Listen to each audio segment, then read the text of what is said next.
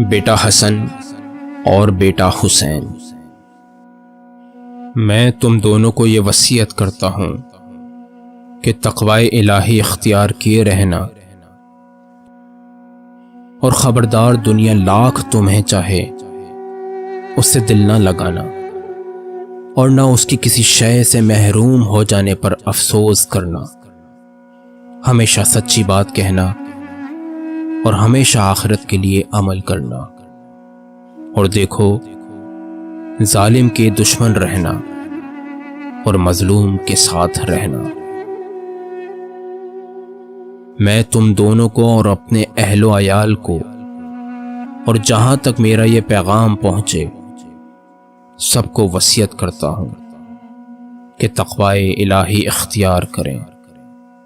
اپنے امور کو منظم رکھیں، اپنے درمیان تعلقات کو سدھارے رکھیں،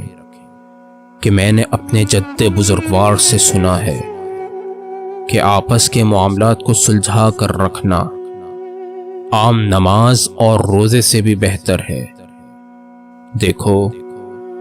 یتیموں کے بارے میں اللہ سے ڈرتے رہنا، اور ان کے فاقوں کی نوبت نہ آ جائے اور وہ تمہاری نگاہوں کے سامنے برباد نہ ہو جائیں۔ اور دیکھو ہمسائے کے بارے میں اللہ سے ڈرتے رہنا، کہ ان کے بارے میں تمہارے پیغمبر اکرم صلی اللہ علیہ وآلہ وسلم کی وصیت ہے،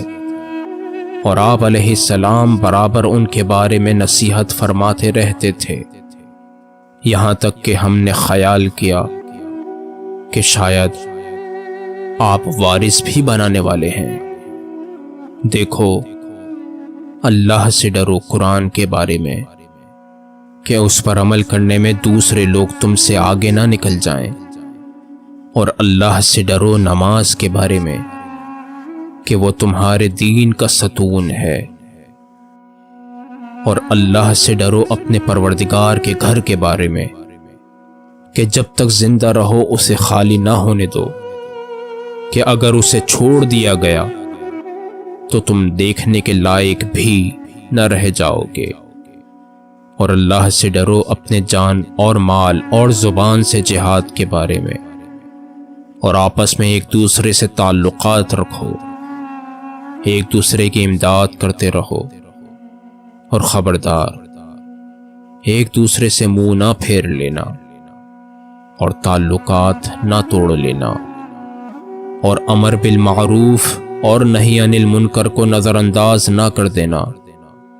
کہ تم پر شریر لوگوں کی حکومت قائم ہو جائے، اور تم فریاد بھی کرو تو اس کی سماعت نہ ہو۔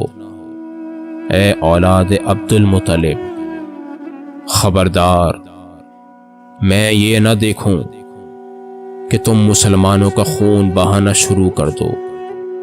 صرف اس نعرے پر کہ امیر المومنین مارے گئے ہیں، میرے بدلے میں میرے قاتل کے علاوہ کسی کو قتل نہیں کیا جا سکتا۔ دیکھو اگر میں اس ضربت سے زندہ نہ رہ سکا تو ایک ضربت کا جواب ایک ہی ضربت ہے، اور دیکھو میرے قاتل کے جسم کے ٹکڑے نہ کرنا، کہ میں نے خود رسول خدا سے سنا ہے کہ خبردار کاٹنے والے کتے کے بھی ہاتھ پیر نہ کاٹنا۔